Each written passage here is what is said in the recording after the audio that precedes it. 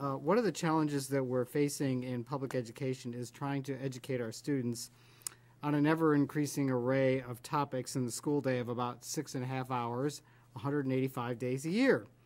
What ideas or thoughts do you have regarding this challenge? Ms. Vaillancourt. I think this is a great question because one of the things that we're not currently doing a good enough job with is teaching kids how to learn, how to think, and how to teach themselves to be lifelong learners. In that, not sure I'm thrilled with that particular title, but we'll have to come up with a better one. The thing is that we're not going to be able to teach our kids everything that they're going to learn in their lifetimes. They're going to have, the knowledge base is growing exponentially. For us to focus on teaching them specific things, with the exception of their math facts, which we don't do a good enough job with these days, and their letters and how to read, the knowledge that we try to teach them is much, much less important than teaching them to think and to love learning. Mr. Meshkin. I was speaking with a friend the other day, and he was telling me about his grandmother, who grew up in segregated schools, and he was amazed at how her ability to write through the education that she had just through high school was superior to many of the kids he meets today that graduate from college. And it was an interesting point he made. I think that when we look at the process of learning when I started in elementary school at Bushy Park Elementary was you had to find an expert. There were actually encyclopedias on the shelf that you consulted. And so you went to an expert with a book. Today, the process of learning is very different. I don't think anybody in the business world, the medical world, or even academia and college goes and finds an expert with a book. They Google. There are a bunch of different ways to gather information now that are very different, but I think our K-12 model is still centered around the expert with the book. And I think we need to recognize that there are new ways that learning is happening in the world today. Mr. Ballinger.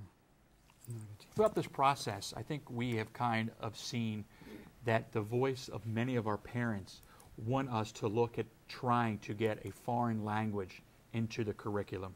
And I'm a strong believer in that we need to look at physical fitness and our ability to work on areas in which we can energize our students by energizing their energy. But this is a challenge, and maybe my challenge would be for the parents and for many of the teachers who talk about our need to do this is to find where we can do it in our schedule. If I take my son's schedule today, we talk about band, which I think is important.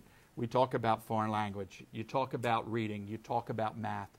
Our kids are doing a lot in the classroom.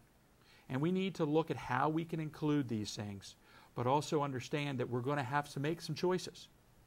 And I would encourage parent and community involvement in looking and trying to give us great ways of doing it. Because I'll tell you this, I think everybody on this board here would tell you if we could get foreign language and we could get gym in there and that, then we would have a very quality education.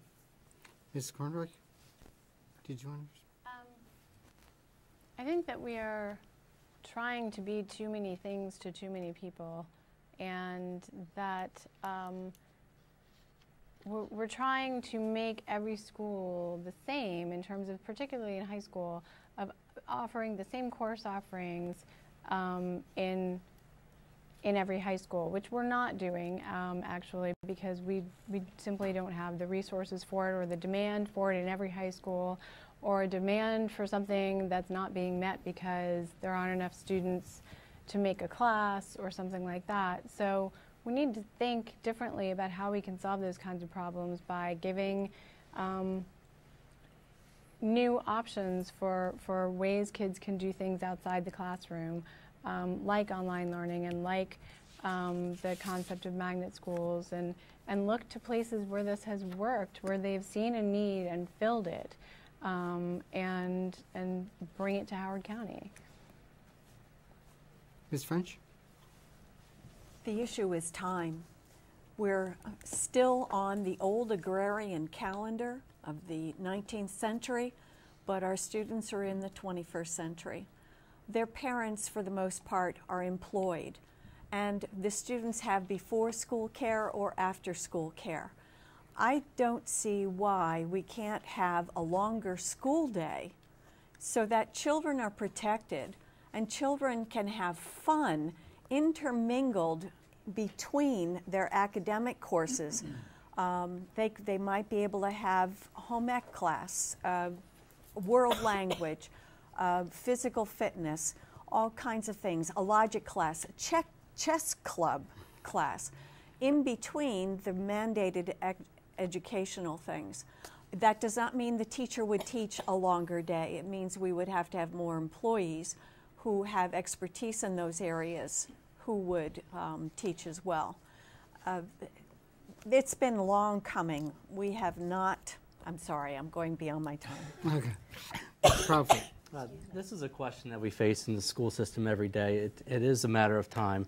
And the large scope of subjects are important, and we need to, not cut them and get them out, because educators are passionate about certain subjects, and we need to have that freedom of teaching and have teachers teach what they love. The idea of integrating subjects into content areas and those thinking skills that Ms. Vaillancourt talked about is the key. Where we need, yes, we are going to teach reading comprehension, but let's teach reading comprehension with a nonfiction text today. Let's teach it through science content. Let's teach it through, let's teach a math lesson through data analysis, but a real world situation. So we're looking and focusing on those critical thinking skills, but we can tap into those subjects that are large. It's a 6.5-hour school day, and so often certain time constraints are mandated, like a 2-hour language arts block at the elementary level. And we need to be creative and look for ways to integrate things that we love into those times. Mr. Walker. When I think of, so much has been said about how much our society has changed over the decades, we offer a lot more in schools today, and it's in large part because of the thirst for learning additional subjects from our students and their families. I agree with Mrs. French that to extend the school day, perhaps we provide a bus that stays Tuesdays and Thursdays, an additional 2 hours, so that kids can stay after and be involved in other activities, whether it's a chess club or as Mr. Ballinger said, activities like sports or tutoring, being tutored a couple days a week. I think those are the kinds of things that we need to be open to consider in order to provide for the thirst for learning across the board. Mr. Aquino. I think it's fairly basic. I think we should provide the broadest range of curriculum we can afford. There are constraints. The 6.5-hour day is a constraint. The 180-day school year is a constraint. All of that tends to boil down to choices. The board has to make those choices. The board has made those choices in many situations, and they to a large extent, I don't want to say they're driven by the budget, but we do have very difficult choices to make when it comes to where are we putting our resources. My personal opinion, I'm a liberal arts guy. I think we need a basic core, and hopefully then stimulate students to do more. I was pleased, personal note, I have 3 children. I like to say they span the academic spectrum. My middle child is now a college freshman, and I was very, very pleased to find out that he got an A- on his first English paper. And he specifically commented that the teacher had said that some of the kids in his class, and this is a good school, obviously didn't write much in high school. Obviously, my son did. I'm pleased with that. Any other responses?